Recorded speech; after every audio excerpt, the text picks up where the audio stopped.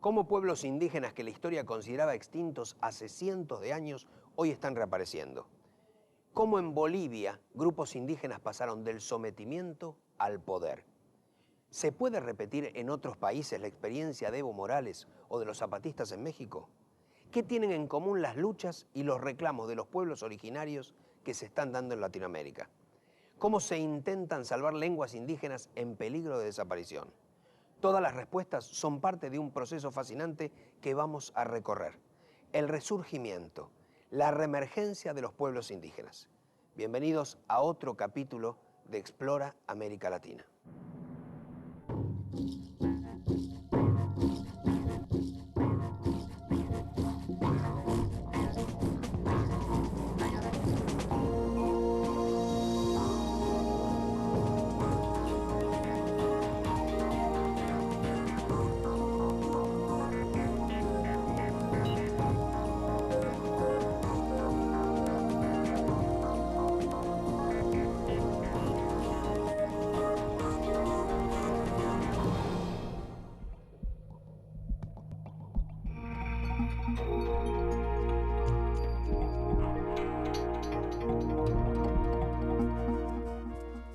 En los últimos tiempos oímos hablar cada vez con más frecuencia de instituciones y agrupaciones indígenas, de partidos políticos, de centros culturales, de confederaciones, de universidades.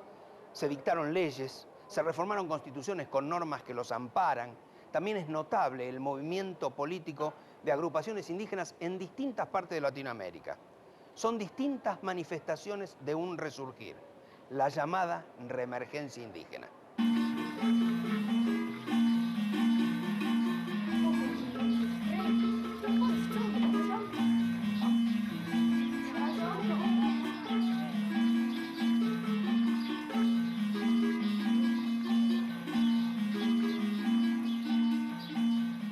Las formas de manifestación de la reemergencia indígena son múltiples. Primero aparece generalmente como un grupo cultural de rescate de raíces aborígenes o rescate de las raíces de la tierra. Luego ese grupo cultural a veces puede evolucionar a un grupo estrictamente político que reclama derechos. Incluso puede transformarse, institucionalizarse más y transformarse en un partido. Cuando hablamos de derechos políticos, que tenemos el derecho de ejercer el poder, no la toma del Estado como tal, sino ser parte del ejercicio de ese poder que siempre fue negado. Estamos acá para decir, basta la resistencia de 500 años a la toma del poder para 500 años. Entonces, lo que está ocurriendo en América Latina es resultado de toda esa lucha, de todo ese replanteamiento de los estados. Ya han pasado más de 5 siglos de persecución y de desprecio, y sin embargo, algunos de los valores que regían la vida de las culturas americanas anteriores a la conquista, ahora están resucitando con enorme fuerza, con muchísima energía. A mí me toca salir primero para ver cómo es el camino que vamos a andar y ver si hay peligros, para unir nuestra lucha zapatista con la lucha de los trabajadores del campo y de la ciudad de nuestro país, que se llama México. A partir del movimiento zapatista liderado por el subcomandante Marcos, Chiapas pasó a ser un símbolo de la reivindicación indígena. Pero un dato curioso, aquí donde estamos, en Oaxaca, se concentra la mayor cantidad de etnias de pueblos originarios, concretamente 16, 9 más que en Chiapas, y cada una habla y conserva su propia lengua. Bueno, yo soy peruano de un origen indígena. Somos de San Pablo, Huixtepec, y somos indígenas, pues.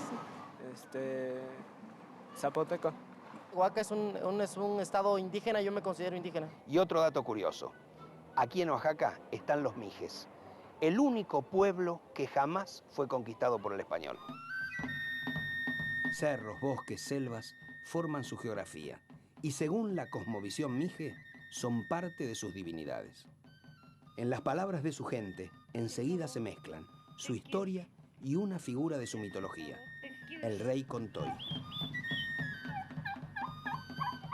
Pues el rey Contoy enseñó todo cómo vivimos la gente, cómo vivimos su gente, cómo vivimos el región Mije.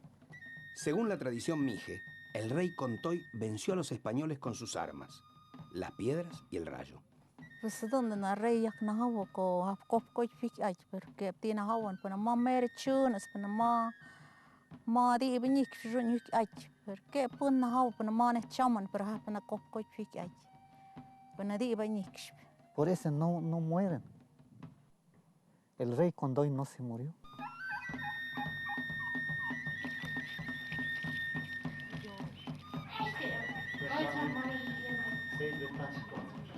Lo más importante para mí es que ponen en evidencia la porfiada capacidad de supervivencia que tienen algunos valores.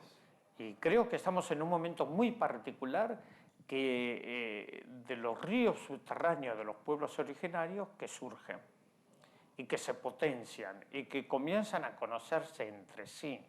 Son muchos ríos que convergen en esta emergencia histórica.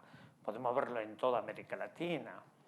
Es como si hubiera en la historia humana, la nuestra, músculo secreto, ¿no? Que uno dice, pero ¿cómo es posible que eso siga vivo y que siga... ¿Cómo es posible que esas palabras rotas, esas palabras traicionadas, esas palabras mentidas, estranguladas, puedan ahora volver a resonar y resonar con tanta intensidad? El Zócalo es la plaza mayor de la Ciudad de México, un lugar emblemático y, como tantas otras plazas de las capitales de Latinoamérica, un espacio para la manifestación política y la protesta. Allí, en el centro de la ciudad más grande del continente, tal vez como un símbolo de cientos de casos similares, encontramos a una voz del reclamo y a la vez de la reemergencia de un pueblo indígena. Venimos del estado de Hidalgo y de Veracruz, hablamos el dialecto náhuatl y somos orgullosamente de esa raza. No nos respetan la autonomía de nuestros pueblos en la provincia. Nosotros tenemos nuestras propias formas de convivencia y ellos no nos la respetan. Solamente eso pedimos. ¡Viva la sexta declaración! ¡Viva las otras campañas! ¡Viva el EZLN! La gran contribución del EZ es que ha recuperado la dignidad y sobre todo la estima que teníamos como raza. Nos sentíamos antes del 94 ya como de tercera, ni siquiera de segunda. Pero cuando el EZ sale a la calle, en Ecotzingo, en San Andrés, la verdad es que a nosotros el EZ nos ha brindado seguridad. Buenas tardes, compañeros y compañeras artesanos de Chichén Itzá. Traemos un saludo de los hombres, mujeres, niños y ancianos del Ejército Zapatista de Liberación Nacional. Ejército Zapatista.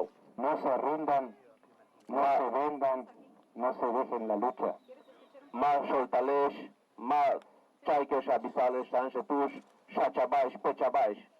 Nadie nos va a sacar de Chichén Itzá. Los que se tienen que ir de acá son los grandes ricos que están vendiendo nuestra historia. Ellos en el 94 nos dijeron ya basta y nosotros entonces cachamos el mensaje. Ellos se tienen que cubrir la cara para que a nosotros nos vean y es una dicha que ellos tengan que hacer ese tipo de lucha oculta si quieren para que nosotros podamos salir acá a la luz. ¿Por qué hubo las guerrillas? Porque antes los grandes hacendados nos quitaban las tierras, nos perseguían, nos encarcelaban, violaban a las mujeres, nos mataban y nos despreciaban. Pero ahí vamos, ¿no? Emergiendo.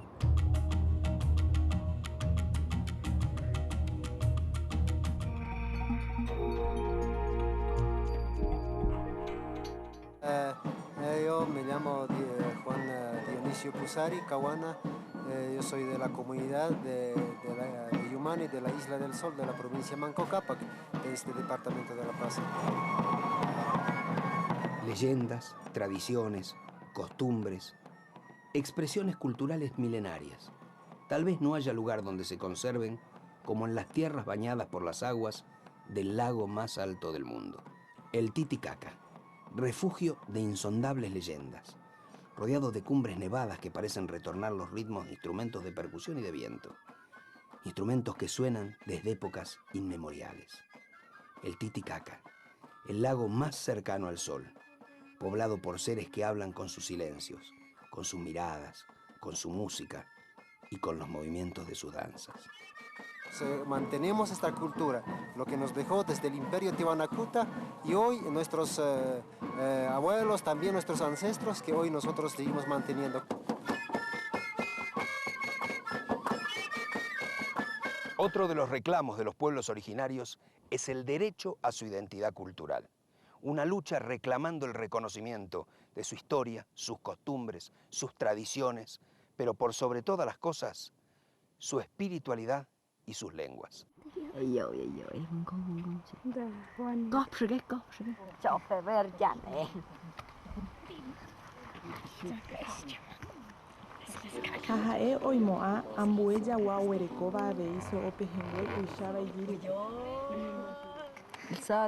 Entre los distintos pueblos originarios de América se hablan más de 500 lenguas, el doble si incluimos dialectos. El quechua es la lengua con más hablantes en América y el guaraní, un caso muy especial. El único país que yo sepa en el mundo, puede ser que me equivoque, pero el único país en el mundo donde se dio esta cosa rarísima de que la lengua de los vencidos se convierte en lengua de los vencedores es el Paraguay. En guaraní me llamo Caraí. Caraí significa el hombre. Cada uno tenemos nuestro nombre en castellano porque todos tenemos nuestro documento. En castellano me llamo Roberto. Todos, a la hora de la verdad, que es la hora de los sueños, la hora del amor, la hora de los chistes y la hora de la ira, hablan guaraní. Y ese es un caso rarísimo, porque es curioso, el Paraguay es un país todavía muy dominado por el racismo, muy infectado de racismo. Yo me acuerdo, una de mis vueltas por ahí, que yo anduve por la selva del Alto Paraná, que el camionero, que hablaba guaraní, se dirigió a mí en español solo para decirme, aquí hay que tener mucho cuidado, porque esto está lleno de fieras salvajes. Todavía aquí no han civilizado a todos los indios, pero ya me dijeron que se los van a llevar al zoológico en Asunción. Dicho lo cual, volvió a hablar en guaraní, que era la lengua de la fiera salvaje. Entonces se dan esas paradojas en la realidad americana, ¿no?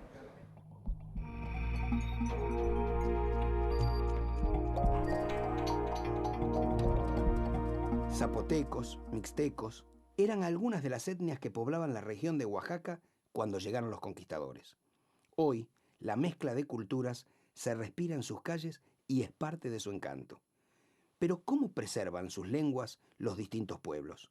¿Cómo se enseña en la escuela a los chicos que llegan hablando solo su lengua indígena? En Oaxaca entrevistamos a un instructor de una entidad muy particular.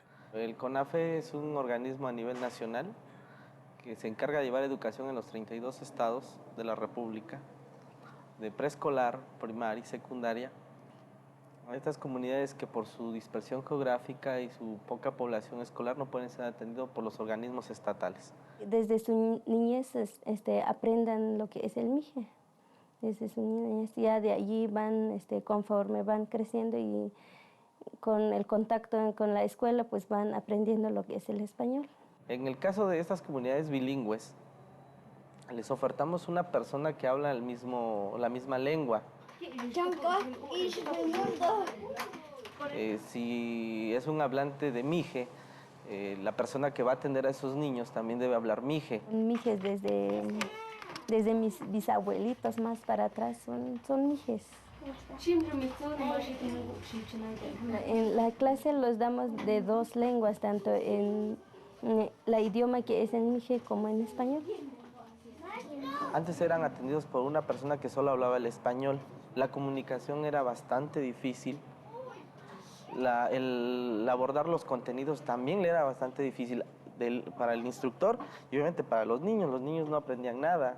O sea, ¿cómo tú le explicabas que tenían que hacer un trabajo o una tarea en español a los niños que solo hablaban zapoteco, los niños que solo hablaban mije o mazateco?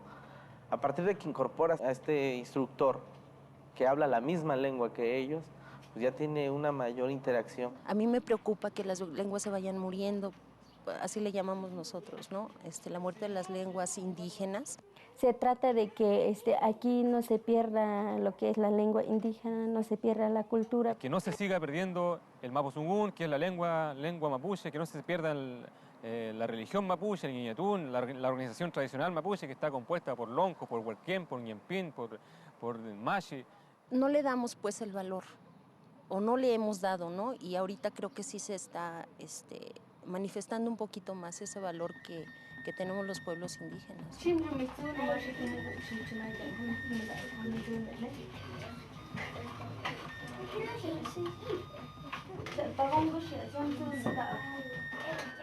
La distribución de la población originaria en Latinoamérica es muy variada. En algunos países solo alcanza el 1%, en otros es mayoritaria, como por ejemplo en Bolivia o como aquí en Guatemala, el país con mayor proporción de indígenas puros, el 54%. Particularmente el censo del 94 en Guatemala, de 1994, arrojaba un dato de que los pueblos indígenas eran el 30%. El censo del 2002 plantea que los pueblos indígenas son más de 45%. Pero otras investigaciones, que no lo hace el Estado, sino que lo han hecho organismos internacionales y organizaciones de pueblos indígenas, estamos hablando de entre un 70 y un 75%. O sea, eso es la forma de cómo se va invisibilizando a los pueblos indígenas, o se mantiene la invisibilización de los pueblos indígenas. En Chile durante mucho tiempo llegaron a decir que no había indios, ¿verdad? Las estadísticas son racistas en nuestros países, ¿no? En la Argentina hasta el momento hay 24 pueblos indígenas detectados. Somos más o menos el 10% de la población total de la República Argentina.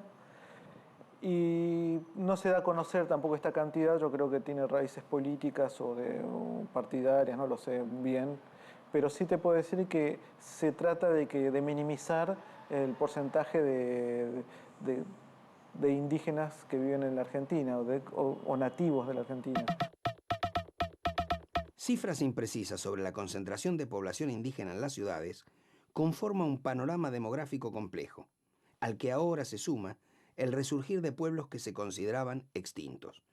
En la Argentina, por ejemplo, huarpes y ranqueles. Son grupos que, para la historia oficial, en el caso de los huarpes, desaparecieron en el siglo XVIII.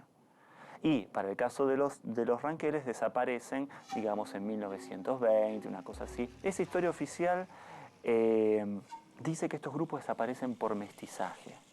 Ahora están recuperando sus historias, sus memorias, su lengua, etc. ¿Y qué pasa? El mundo que los rodea dice, no, pero si ustedes estaban extintos.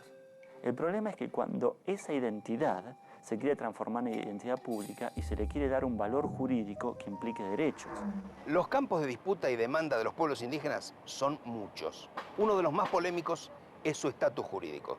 Si un indígena es un ciudadano con todos los derechos comunes de cualquier habitante de su país, pero al mismo tiempo con derechos especiales por ser el habitante originario de esa tierra, ¿quién y cómo establece los parámetros para reconocer a esa persona? ¿Por qué se reconoce o no a un indígena? El tema es disputar el yo soy indio en el espacio jurídico y por lo tanto en el espacio del Estado. Entonces, son estos los funcionarios del Estado, asesorados por intelectuales, por científicos, por el estado de la ciencia del momento, los que de alguna forma están determinando fuertemente cuáles son los criterios para ser indígena y no indígena en estos momentos.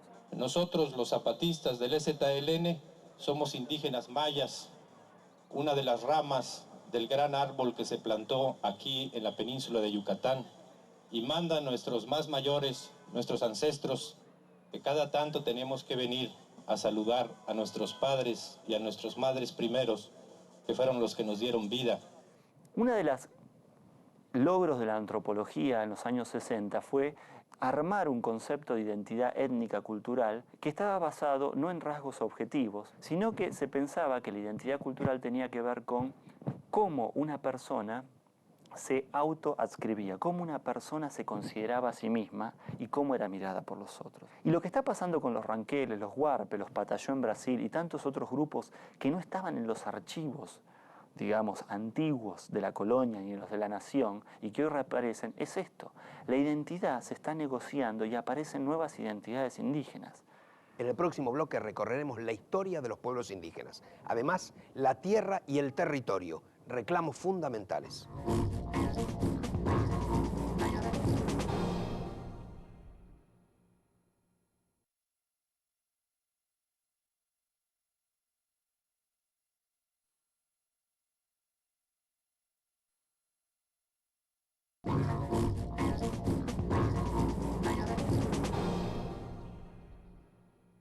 Para hablar del resurgir de los pueblos indígenas, hay que recorrer su historia y también derribar varios mitos. El primero, sobre las sociedades en América antes de 1492. En el mundo gobernaba el miedo, y en América también, antes de la conquista. Eso hay que decirlo. En Europa el miedo tenía por instrumento principal a la Santa Inquisición, ¿verdad? Que se encargaba de enviar a la hoguera a los herejes, a los desobedientes. Y en América había también, claro que sí, equivalentes de la Inquisición en los imperios verticales, en los imperios monárquicos que tenían una casta guerrera y sacerdotal dominante, como ocurría en el Cusco o en México, donde en efecto había sistemas muy despóticos de poder. Y había constantes expansiones de grupos en detrimento de otros, guerras y demás.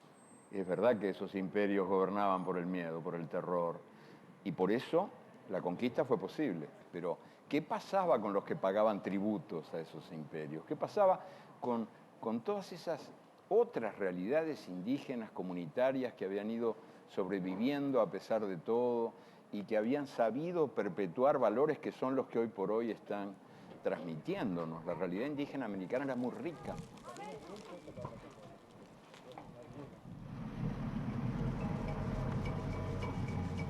Estamos en Tikal, en Guatemala, capital del mundo maya, concretamente en la cima del templo número 4, a 70 metros de altura.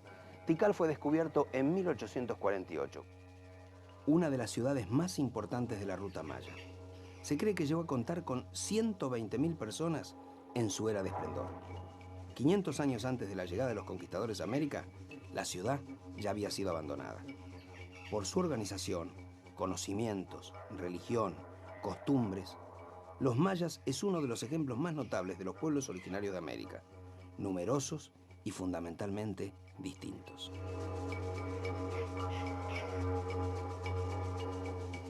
Por ejemplo, los mayas no son exactamente iguales como los aymaras, los quechuas. Son pueblos originarios con sus propias particularidades, con pensamientos, con cosmovisiones, con filosofías, con sistemas de vidas propios y particulares. A partir de 1492, la relación entre indígenas y europeos primero y entre indígenas y no indígenas después pasó por distintos momentos. Pero empecemos por el principio, por el inicio de la conquista en sus diferentes formas. Hay estilos coloniales, podría decir uno, ¿no? No eran las mismas las estrategias de colonización de los españoles que las de los portugueses, que las de los ingleses o los holandeses. Y fueron cambiando por épocas y fueron cambiando por lugares en función de qué encontraron y qué les interesaba, ¿no? De cada lugar. Era básicamente una economía de expoliación, de extracción, que sacaba de América Latina, o de América Latina, llamémosle así, en ese momento, básicamente metales que iban a Europa. Entonces, en función de eso y la realidad del tipo de pueblos con los que se encontraban, las formas de relacionarse fueron muchas y en un gradiente que iba desde matanzas, negación de pertenencia, trabajo compulsivo, evangelización.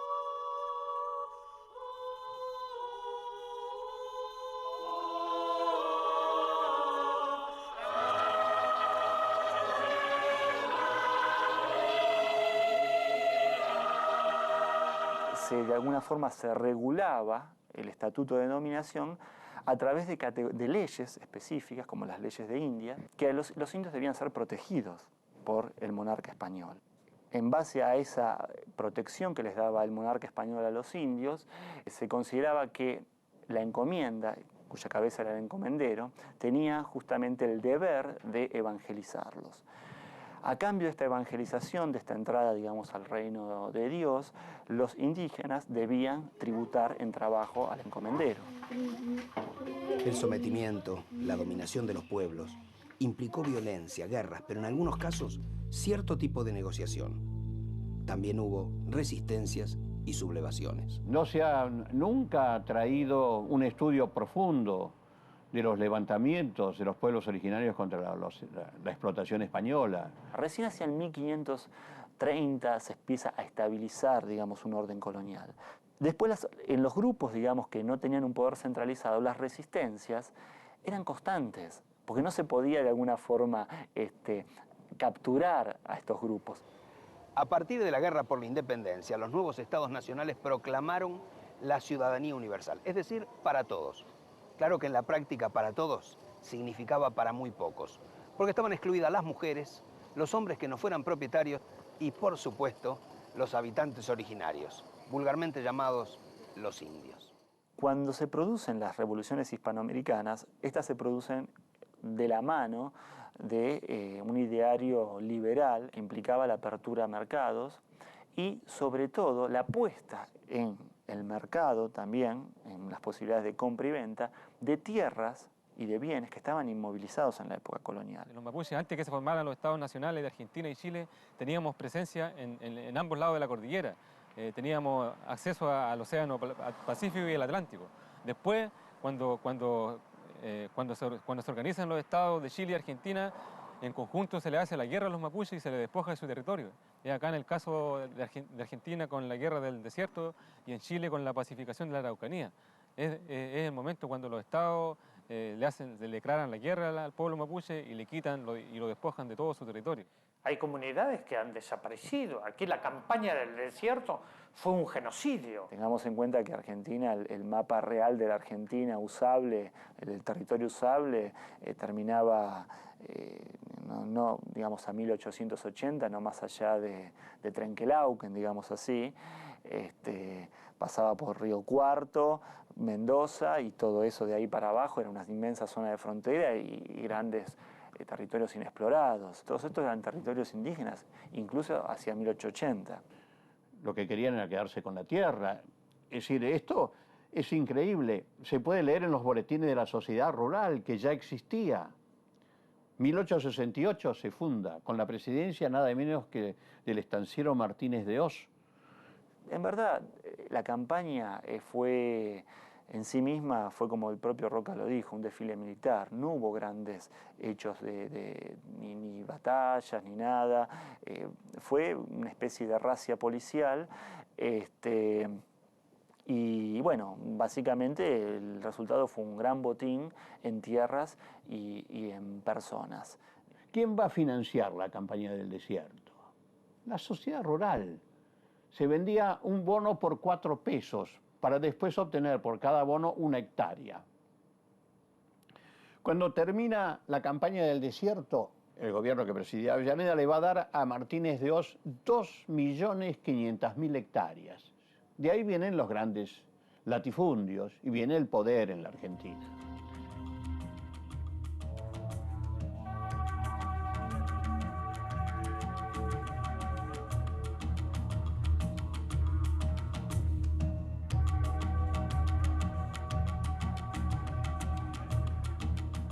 Según la memoria del Departamento de Guerra de 1879, durante la campaña del desierto, 10.500 indígenas fueron desalojados de sus tierras.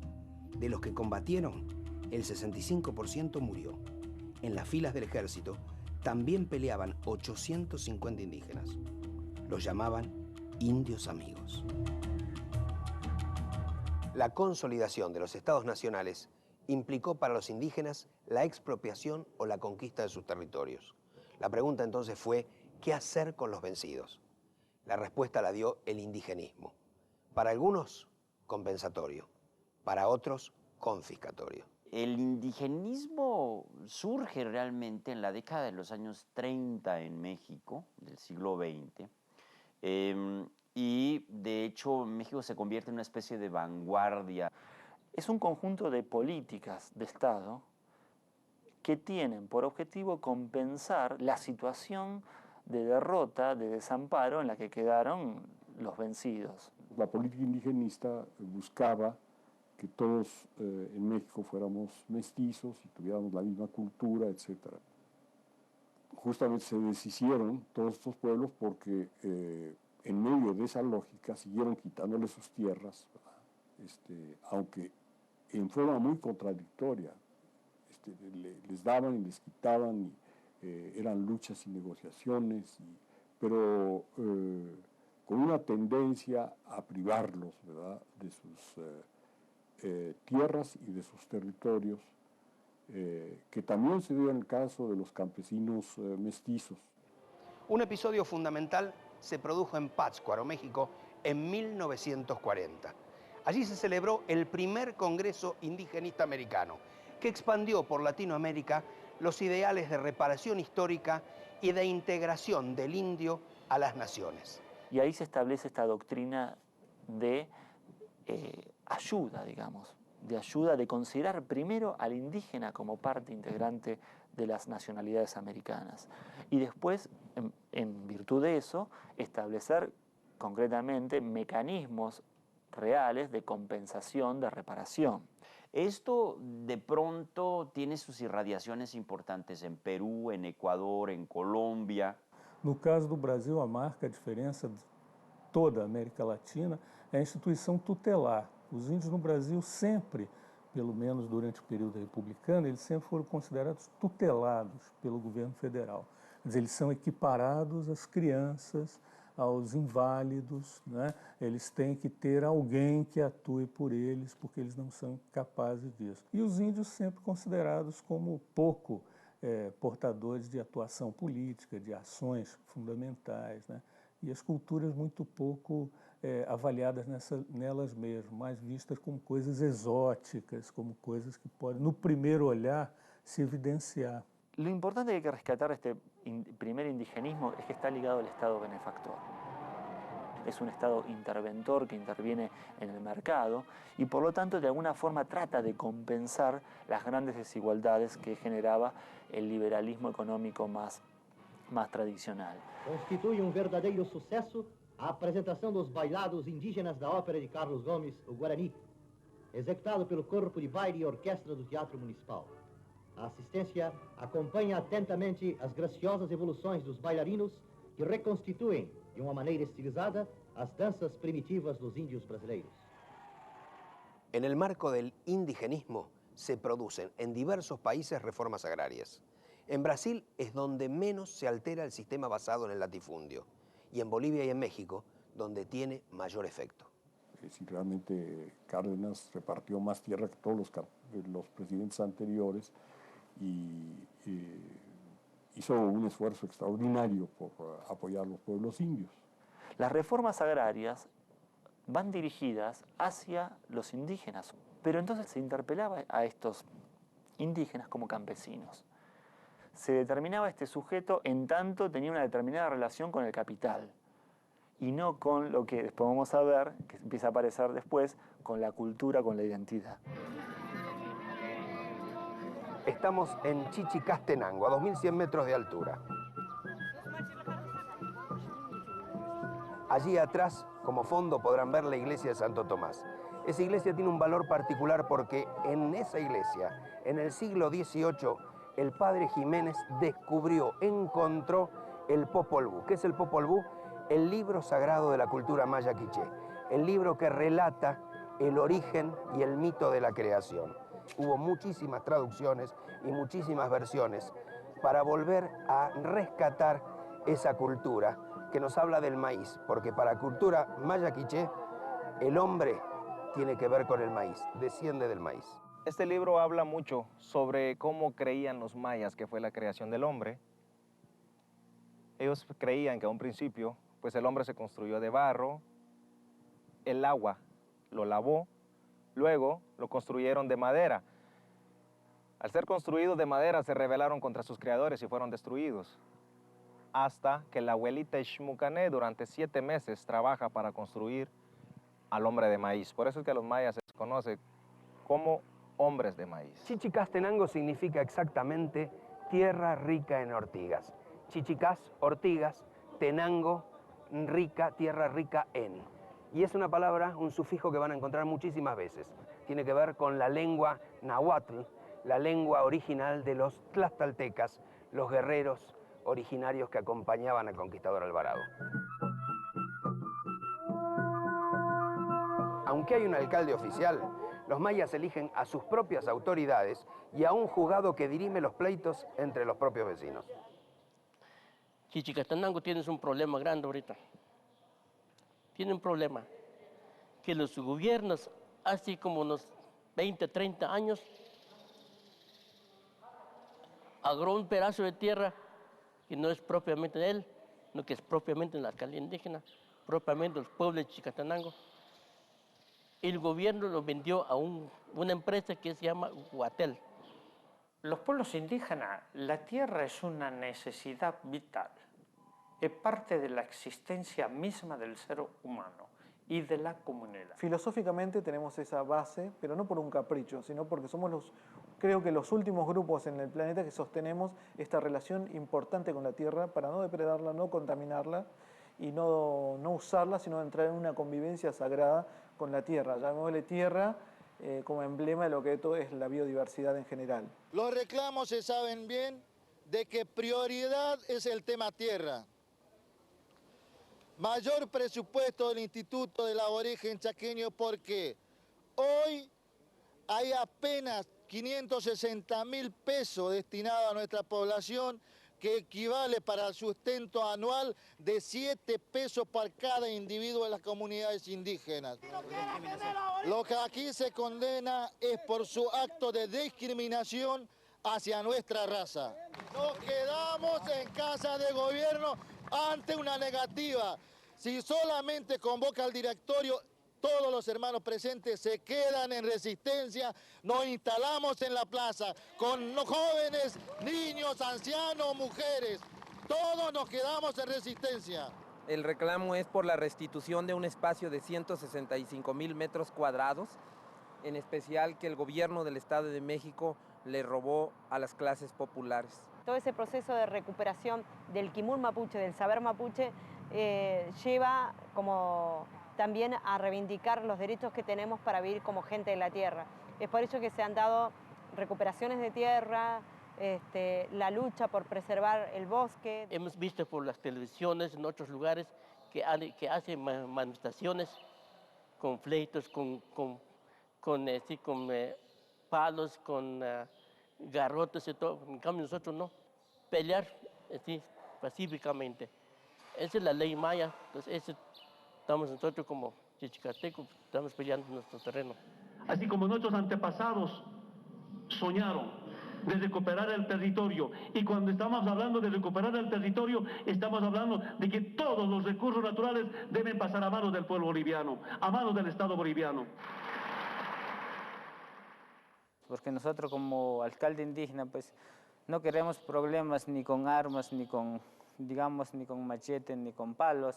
Lo que queremos nosotros es recuperar el terreno. Podríamos hoy mismo estar intimidados, a pesar de que en lo particular, he estado 3 veces en el penal de Barrientos, es uno de los penales más sanguinarios del Estado, por delitos que da risa, provoca ironía saber qué delitos son. En el momento que hay un problema en algún lado, inmediatamente los agarran a ellos como si fuera un crimen ser joven. Si es que siguen con esta política de no mirar al otro, nosotros estamos condenados al exterminio. En el fondo nosotros lo que estamos dando ahora es una lucha de vida o muerte. Si nosotros no hacemos nada ahora, desaparece la cultura mapuche. Los reclamos por la titularización de las tierras en las que los grupos originarios han vivido desde siempre se repite con distintos matices en toda Latinoamérica. Pero algo extraordinario, ese reclamo nunca se realiza en forma individual, sino comunitario. Es decir, que la comunidad es el único y verdadero dueño de la tierra, como una manera de garantizar la preservación del grupo. La reforma del Estado en los 90 causó empobrecimiento y desamparo.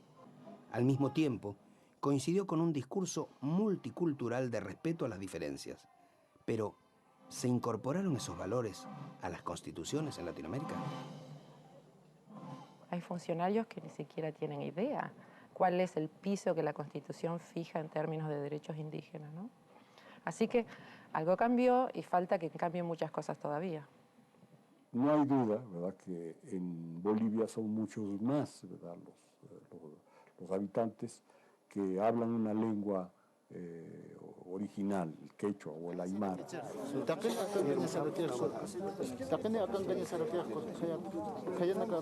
Durante todos estos años han estado dando la guerra del agua y una serie de guerras, ¿verdad?, de luchas, pero muy fuertes, ¿no? Y destituyeron a varios gobiernos, ya no se podía gobernar Bolivia, ¿verdad? Y hasta que llegó un momento en que lograron que una clase política y una oligarquía muy reacias, ¿verdad?, a la presencia del indio en la política, tuvieron que aceptar, ¿verdad?, las elecciones. Evo Morales lucha sobre ese contexto social y logra, con una gran capacidad y un gran talento político, pues un acuerdo que era indispensable hacer, ¿no? Y que no es fácil que hagan las clases gobernantes, ¿no? De todos modos, allí tiene que haber habido políticos liberales o conservadores que prefirieron que no viniera la gran matazón y se dieron cuenta que si querían ser mínimamente políticos y realistas tenían que ceder. Queda usted posesionado como presidente constitucional. ¿Lograrán alguna vez los pueblos originarios que se respeten sus tradiciones, sus costumbres y sus culturas? ¿Avanzarán en la restitución de sus tierras? ¿Llegaremos alguna vez en Latinoamérica a constituir estados multiétnicos y pluriculturales que respeten en su interior a cada grupo en un plano de igualdad?